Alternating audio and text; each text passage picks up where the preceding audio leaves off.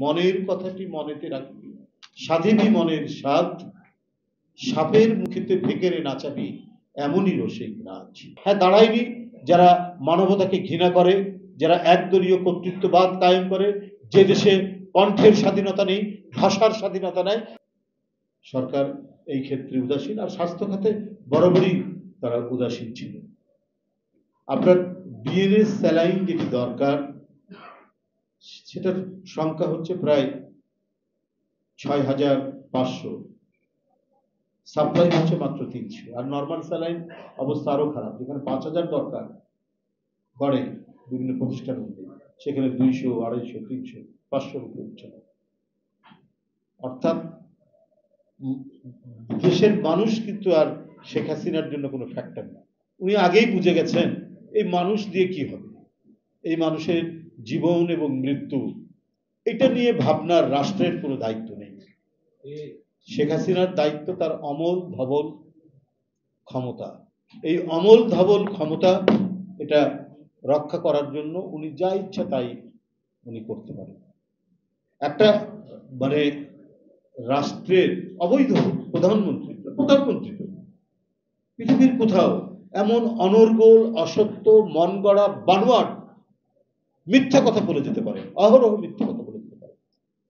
এই যে আমাকে এখনই বলছিলেন গাজী ভাই যে ইউরোপিয়ান পার্লামেন্ট সিদ্ধান্ত নিয়েছে তারা কোনো পর্যবেক্ষক পাঠাবে না। শেখ হাসিনা বলে দিয়েছেন নির্বাচন কমিশনকে, তাদের একজন কর্মকর্তা, তাদের সচিব নির্বাচন বলছেন যে না, তাদের সেরকম বাজেট নাই বলে তারা পাঠাচ্ছে না, তাদের স্থানীয় যারা দূতাবাসের লোকজন আছে তারা এই কাজটা করবে। কত লজ্জাস্কর ব্যাপার। কারণ জনসমর্থনহীন, ভোটারবিহীন সরকার হলেই এইটা করা সম্ভব। এই অসত্য, অপপ্রচার, এগুলোর উপরেই তাদেরকে নির্ভর করতে হবে, তাদের তো আর কিছু করার দরকার নেই।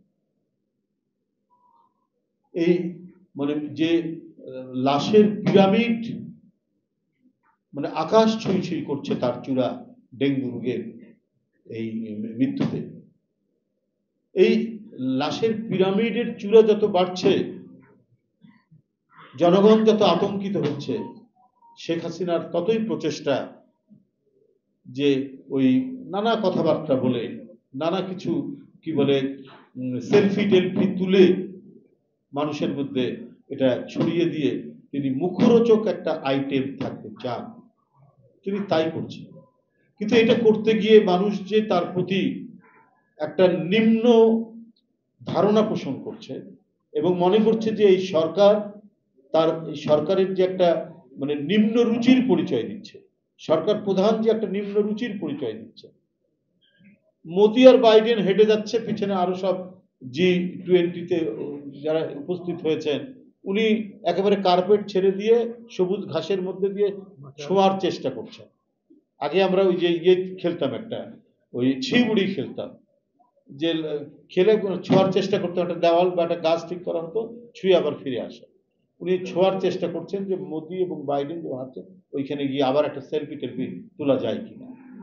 এগুলো এগুলো এখন তো ধরেন প্রযুক্তির যুগ, ইউটিউব থেকে শুরু করে প্রত্যেকটি জায়গায় এটা এখন ছড়িয়ে পড়ছে, ছড়িয়ে পড়ে, মানুষ এটা দেখে, দেখে বলে যে এটা মানে কি ধরনের, মানে আমাদের প্রধানমন্ত্রী কি ধরনের সরকার। এই সরকার এক সর্বনাশা পথরেখা অঙ্কন করে এগিয়ে যাচ্ছে। এগিয়ে যেতে গিয়ে তিনি যে কাজগুলো তার গোপনে, যে মানে আমি যেটা বলেছি যে সর্বনাশা মরণঘাতী যে কাজটা তিনি করছেন, সেটা কিন্তু তার অন্তরের মধ্যে লুকিয়ে আছে, সেটা তিনি করবেন। একটা বৈষ্ণব কবিতা পড়েছিলাম বেশ কিছুদিন আগে, মনের কথাটি মনেতে রাখবি, সাধিবি মনের স্বাদ, সাপের মুখেতে ভেকেরে নাচাবি, এমনই রসিক রাজ। সাপের ভেক মানে হচ্ছে ব্যাং, সাপের মুখেতে ভেকেরে নাচাবি, অর্থাৎ গোপন কথাটি সে কিন্তু গোপনে রেখেছে। তারপর প্রয়োজন হলে সাপের মুখে তুই ব্যাংটাকে এইভাবে নাচাবি, সাপও নাচবে, ব্যাংকও নাচবে। শেখ হাসিনা এই বৈষ্ণব কবিতার মানে ইয়েতেই, এই অনুযায়ী তিনি সমস্ত কিছু তিনি করছেন, তার মনে যে কাজগুলো করা দরকার সেগুলো করছেন। কখন বিএনপির কোন নেতাকে, কোন কর্মীকে জেলে নিয়ে যেতে হবে, সাজা দিতে হবে, এটা সব তিনি সাজিয়ে রেখেছেন। আদিলুর রহমান শুভ্র সুপ্রিম কোর্টের সিনিয়র আইনজীবী এবং একটি মানবাধিকার সংস্থার সাথে তিনি কাজ করেন। গোটা বিশ্ব তার পাশে দাঁড়িয়েছে। যে সমস্ত দেশে মানবাধিকার আছে সেই সমস্ত রাষ্ট্রগুলো তার পক্ষে দাঁড়িয়েছে। হ্যাঁ, দাঁড়ায়নি যারা মানবতাকে ঘৃণা করে, যারা একদলীয় কর্তৃত্ববাদ কায়েম করে, যে দেশে কণ্ঠের স্বাধীনতা নেই, ভাষার স্বাধীনতা নেই, তারা দাঁড়ায়নি। কিন্তু গোটা বিশ্বে যারা স্বাধীনতা কামী, গণতন্ত্র কামী এবং যারা মুখের ভাষা প্রকাশের মানে স্বাধীনতা রাখে, অধিকার রাখে, তারা সবাই দাঁড়িয়েছে। হিউম্যান রাইটস গ্রুপ দাঁড়িয়েছে। তাদের যখন বিচার কার্য হচ্ছে, সেই বিচার কার্যের সময় বিভিন্ন এমবেসির লোকরা সেখানে উপস্থিত ছিল। তারপরেও তার যে গোপন কথাটি গোপনে রাখিবি, সেই যে গোপন তার যে কথা হৃদয়ের মধ্যে, সেইটা তিনি ঠিক করে যাচ্ছেন, সাজা দিয়ে দিলেন। কোনো ভ্রুক্ষেপ নাই। পৃথিবীর কোনো ডিক্টেটর, মানে সে যদি ডিক্টেটরও অনেক সময় মাথা নত করে, কিন্তু ফ্যাসিস্টরা যতক্ষণ ক্ষমতা থাকে সে তার নিষ্ঠুর কর্মকাণ্ড থেকে কখনো বিরত হয় না, মরণঘাতী কর্মকাণ্ড থেকে কখনো বিরত হয় না। এবং তাদের টার্গেট থাকে তার বিরুদ্ধে যারা বলবে তাদেরকে নিশ্চিহ্ন করে দেওয়া। সেই কাজটি তিনি করছেন। আন্তর্জাতিক সম্প্রদায়, জাতিসংঘ এবং ইউরোপিয়ান ইউনিয়ন, আমেরিকা, প্রত্যেকটি জায়গা থেকে আওয়াজ এসছে। যার কারণে আপনি দেখেছেন যে আজকে শুধু মৃত্যুর শুধু সংবাদ। মেধাবী ছাত্র আবরার ঢাকা বুয়েটে আপনি দেখেন ছাত্রলীগ মেরে ফেললো, বিকার নেই শেখ হাসিনা।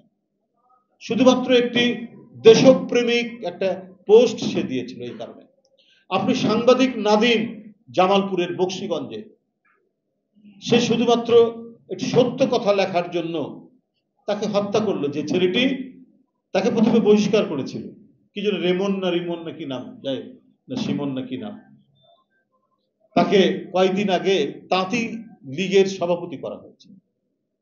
যে হত্যা করলো সাংবাদিক নাদিম, তাকে করা হলো তাঁতি দলের সভাপতি। অর্থাৎ এই সমস্ত হত্যাকারী, ঘাতক, খুনি, এদেরকে দিয়েই এখন আওয়ামী লীগের সংগঠন গড়ে তোলা হয়েছে।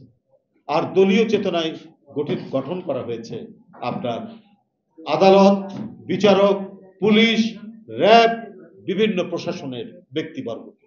বন্ধুরা আমার, তাই আজকে আপনাদের সামনে বলতে চাই, শান্তিপূর্ণ আন্দোলন আমরা করে যাচ্ছি, জনগণকে সম্পৃক্ত করে, এটা অব্যাহত থাকবে।